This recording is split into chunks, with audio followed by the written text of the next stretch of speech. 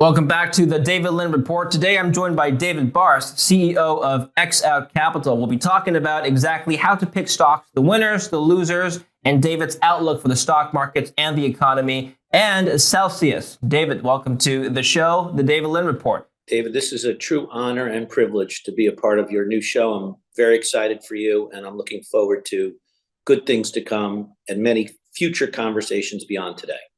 Oh, it's my honor to host you, David. I've enjoyed working with you in the past. You have great insights on the stock markets, which we'll be discussing today. And I want to get your take on how to pick stocks because you are an expert stock picker, which a lot of people watching the show can learn from. Now, before I get into the capital market side, I want to talk about Celsius. You were previously involved, and I think you still are involved with Celsius. Just give us a primer on what your involvement is, and then we'll get into some of the recent developments with the court case.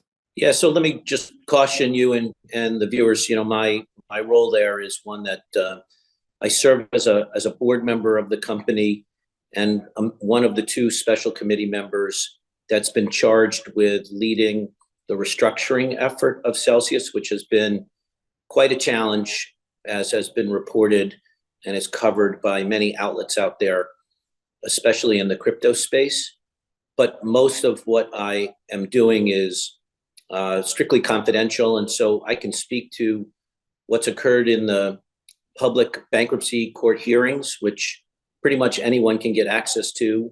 There's a docket that's readily available online, and the hearings have been virtual almost exclusively, and the judge has opened those hearings up to almost anyone who wants to sign up. So if you really want to see a show, sign in for one of those bankruptcy court hearings, because the judge is one of those judges who lets every pro se, a pro se being an individual unrepresented by counsel, have an opportunity to be heard. And that's a unique phenomena in bankruptcy cases, especially bankruptcy cases of this size. Okay. I'll put a link in the description down below where people can access these dockets. They are public information. David, before we get into the bankruptcy court hearings and the proceedings, let's just rewind for those people who may not have very closely followed the Celsius case. It's very interesting to get your perspective because you were somebody who has actually worked on the board with the directors in the company. We hear a lot of rumors, we hear a lot of information from the financial press, which may or may not be 100% accurate. Give us your summary in a few minutes or less of what exactly happened, what transpired, how did all this happen? You look at, you had, the so-called crypto winter last year, and most of it began with the drop in the price of some of the underlying digital assets, Bitcoin being sort of the primary reference point. Many of the participants in the space were all interconnected in some way or another, whether through borrowing from one or lending to one of the other. And so as the price of the digital assets deteriorated and some of those digital assets were used as posted collateral, you saw this sort of massive unwind, if you will.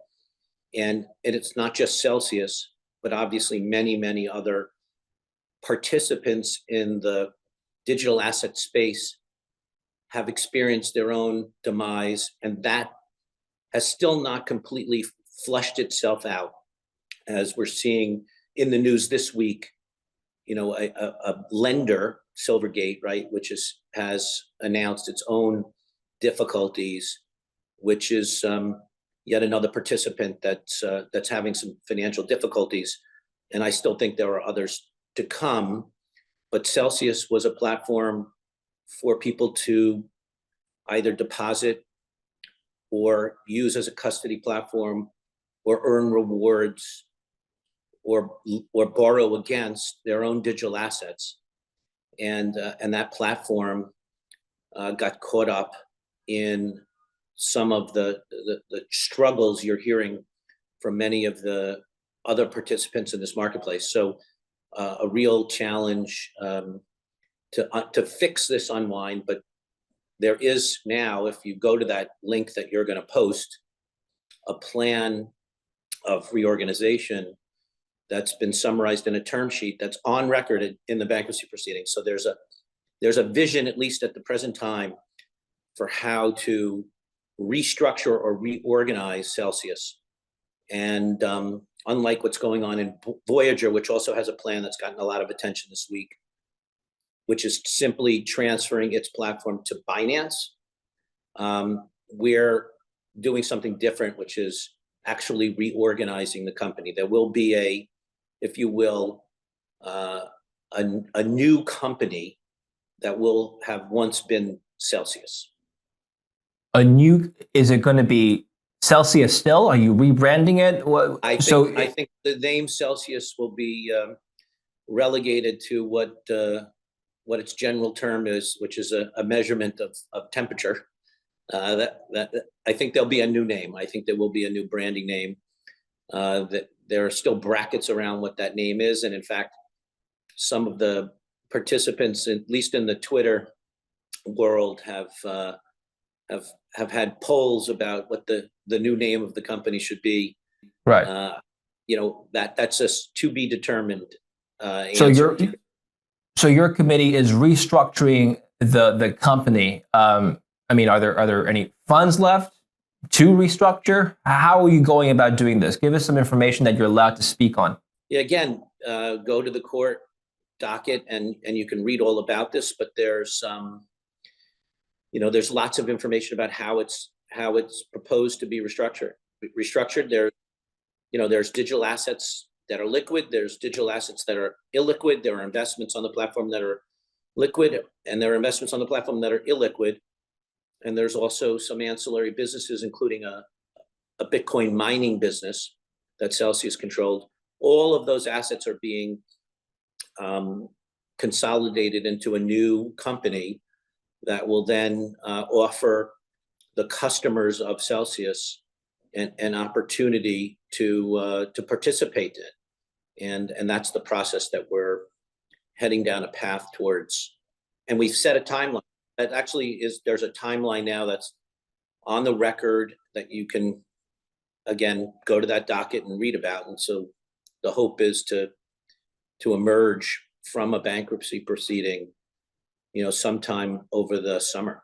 Okay, so by the summertime, we can expect the revival process to begin. Now, you and your committee, you're obviously working on a better Celsius, so to speak. What lessons can we learn from that may be applicable to the future? Now, there's been a lot of different theories as to why Celsius collapsed in the first place. Just in your opinion, give us the rundown. Don't sugarcoat it. What didn't work? What can we fix in the future? Yeah, look, that's a very difficult question to answer because the participants in the digital asset space are really the route to an appropriate answer to your question, which is don't risk all of your assets in digital assets, right? Don't risk all your investments. It should be an appropriate for each individual investor, an appropriate place in your portfolio. And I think the lesson learned for everyone, and this is something that the general financial service community has spoken to, whether you believe in digital assets or not, appropriately weight in your portfolio and allocation to an asset class that comes with risk.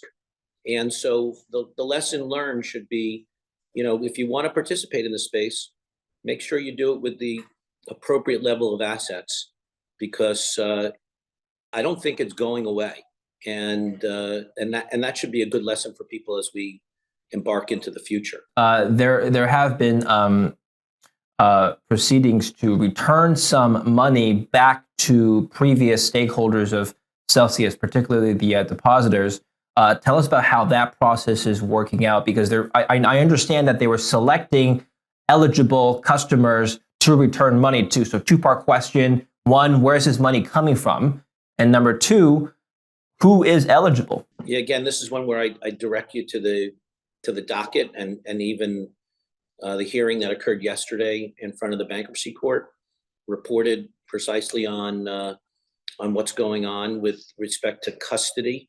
This is pure custody people, Celsius customers who deposited their digital assets on their platform in a pure custody account, and the effort of Celsius to get that custody asset back to those customers. And that's a process that was reported on yesterday. I would note that less than half, I believe as of yesterday, had completed the necessary KYC information and other information to get their coin back. So if there are listeners on your show right now who are Celsius custody customers and want their digital asset back, go complete the information and get it back, because it's available to you. And since many in the community have been expressing a strong desire to get their coin back, that's been kind of a message that at least I've heard as a director here. We're trying to give it back to you, and people aren't just complying with the pretty basic rules to get it back. So I'm sort of fascinated with that, but maybe your fast-growing subscriber base will capture some of those customers, and they'll complete the information necessary. But it's all available to you on this docket, and the hearing was recorded yesterday. They should listen to it. I'll put the link down in the description below, and for those watching right now, if you were a Celsius customer, check that out. Okay, well, we'll follow up with you as this progresses. There's more news to discuss for sure, and later in the summer when the revival process takes place, we can revisit this topic as well. Let's talk about stocks. Now, the market has been consolidating over the last couple of months. Q4 2022 has looked relatively good compared to earlier in the year in 2022. Some might say we're bottoming. What's your view on the broad equities markets overall? S&P 500 up or down by the end of the year, David? Yeah, look, I'm an optimist, and I'm always believing, even after what happened in 2022, that the markets are going to go up. And it's just a matter of time frame. That I'm a long-term investor, and so long-term, I believe markets are going to equity markets are going to continue to go up. The challenge has been, and let's just talk about the last 2 days. The last 2 days, your brethren in the financial media have devoted significant airtime to testimony by Jerome Powell. And people are harking on every single word this gentleman speaks, as if there's going to be some magical piece of information that will help guide them through this environment, whether it's in equities or fixed income securities. And I just think folks are paying way too much weight to that kind of conversation. It's really about individual companies and how they continue to grow their businesses, and for us, how they deal with technological change. We're very focused on innovation and avoiding disruption. And that's, to me, a much more important long-term phenomenon than what Jerome Powell's trying to do with the Fed to wage his battle against inflation, and at the same time not causing harm or a recession to the rest of the economy. But we're going to lose that battle every day, because that's what people want to focus on. So as long as they're focusing on that, the answer to your question is, who knows, right? Who knows what the market's going to do, because it's so much weight is being paid to what their policies are going to transform themselves into. Are they going to raise 25 basis points, 50 basis points? How many more times are they going to raise it? Are we going to get to a 6% cap? Is he going to try and spike rates up because he's going to need more ammunition to bring rates back down when the economy slows down? So it's not something that we pay as much attention to. Obviously, we're listening to, but we're really focused on company earnings. Are they growing their businesses? How are they addressing technological change and avoiding disruption? And individually selecting through our model those securities that you should not own. We are flipping the investment paradigm, and that's the way we spend our day and our time. And I think that's a good way to both diversify and protect yourself in market environments like this. Now, long term, let's talk about your long-term strategy of picking stocks. Now, you don't just pick stocks to own, because that's what most people do.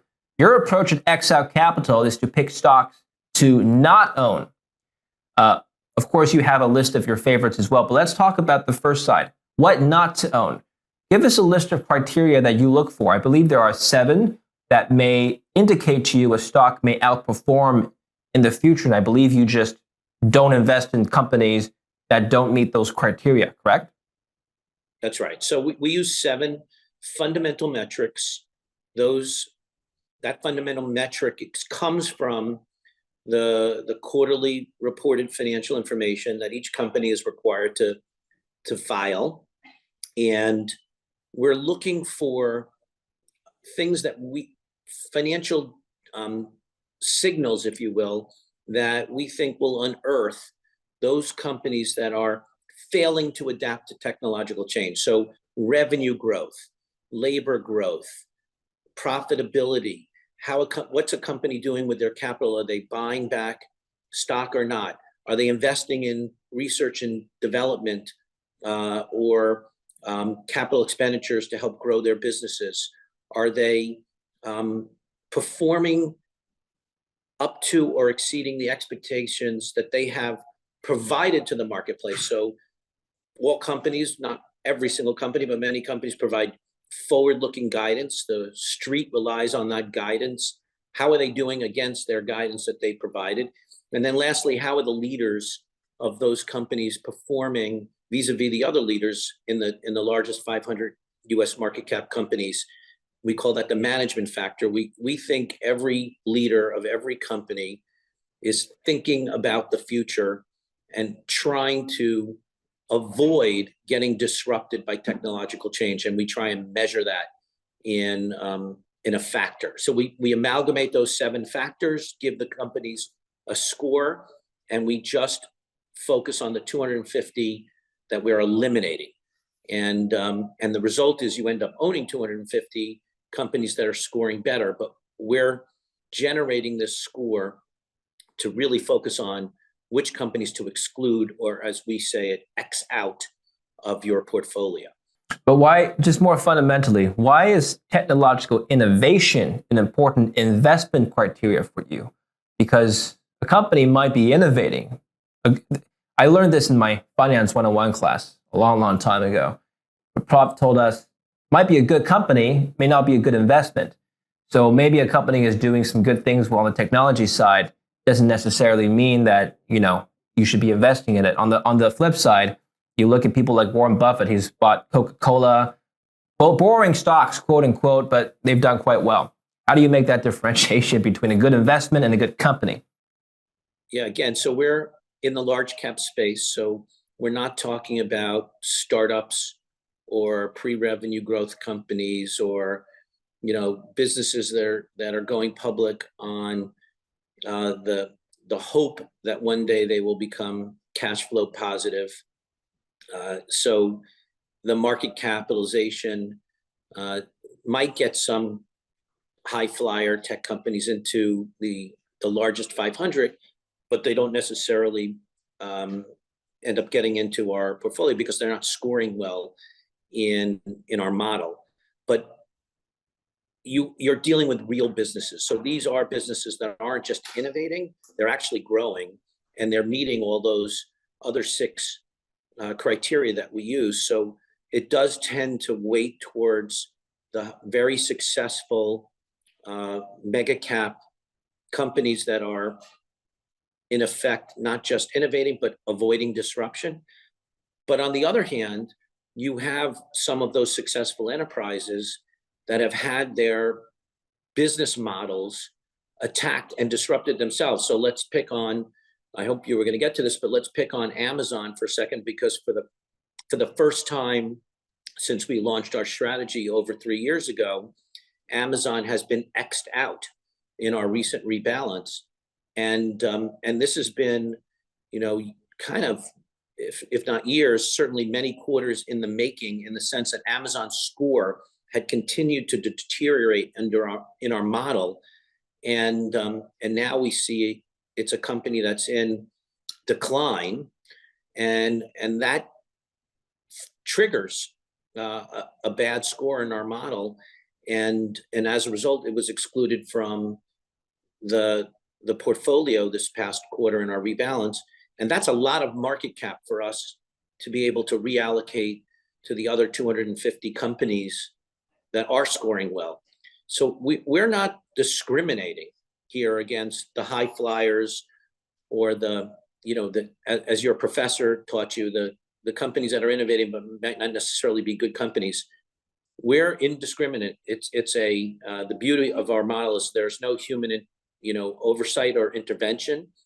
The model kicks out a score and the portfolio gets constructed. There's no human being saying, boy, how can we X out Amazon? It's a tech leader, it's an innovator. No, the reality is its financial performance has changed, and now you're reading all these stories about, they're closing down many of the logistical sites. They're eliminating, obviously, a large component of their staff.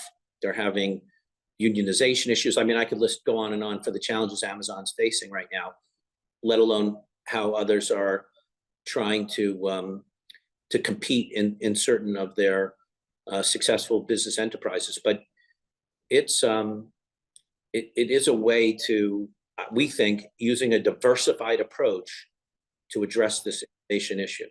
Yeah, you do look at the approach holistically.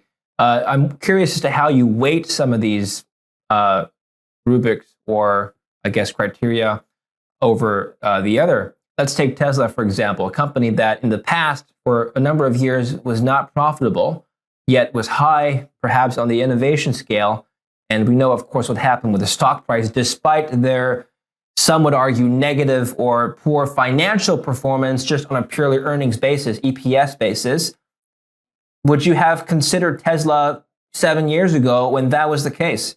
Yeah, so Tesla only became eligible to be in our constituent base when it had achieved 4 quarters of profitability, consecutive quarters of profitability. So we're not just looking for market cap, we're looking for other criteria for it to be eligible. Once it became eligible, we put it in the portfolio before, I note, and this was sort of fun for us, before the S&P themselves put Tesla into their constituent base, which I found sort of fascinating that they made an active decision to not include it. If you recall, right at the onset there, it took them 6 months before they added it into the S&P 500. But Tesla has bounced around. It has been in and out of our portfolio since that day it became eligible, and it is, again, purely based on fundamentals. I think it's a great company, and it's not a company that's gotten the credit it deserves for being a technology business versus constantly being compared to other auto manufacturing businesses. And it's just not an auto company, it's a technology company, and they're so far ahead of every other competitor in the space that they just don't get the appropriate credit. So this is why I think it's such an interesting phenomenon. Now it's scoring extremely well in our model, and it seems to be firmly entrenched to be an XN. But it fascinates me when I watch the debate go on, because there are still so many folks out there in the marketplace who like debating the merits of Tesla. Well, how do you put I'm just musing here. How do you put a valuation on the fan base, the loyalty, the hype? Yeah, I mean, a lot of that. That exists, but I don't know what the relevancy is for that in terms of a metric we would think about. Like, it's nice that there are people passionate about the business, but for us, it's about how are they dealing with revenue growth? How are they dealing with labor growth? It's back to the 7 factors, and that's really where we myopically focus. And again, let the model do the talking, and don't try and engage in that. Look, I have some friends in the hedge fund community who for years would debate me about how much of a short Tesla should be and how they expended significant amounts of capital of their own funds, shorting Tesla, because they just didn't believe.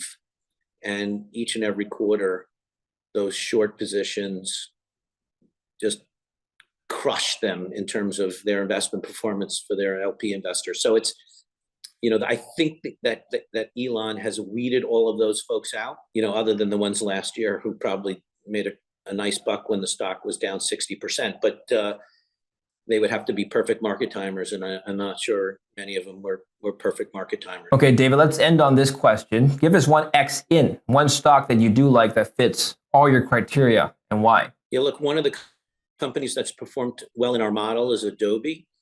They had a tough year last year, as its stock price performance was not very good, but the metrics in our model continue to score well for them, and that's a company that has consistently again done well in our model, and one that I think right now, relative to its historical stock price, is a pretty good company to want to own, because they are not only addressing technological disruption, they're an innovator, and it's really hard to pick the winners. We're merely trying to exclude the losers, but as I look at the full model and see the score that a company like Adobe gets, it's at the top of the chart almost every quarter. So that's a good one if I was to pick one. Well, we can learn more about your fund. I'll put the fund fact sheet in the description down below, and there's a whole list of things you like and don't like. Best of luck with the rest of the quarter. I hope to speak with you again soon for more updates on your fund and the markets. Thank you for joining me today in my first week, David. Well, congratulations again on getting the David Lynn report off the ground. And as I said, I look forward to having many future conversations with you. So good luck to you. Yes, as do I. Thank you for watching my show. We'll have more for you. Stay tuned.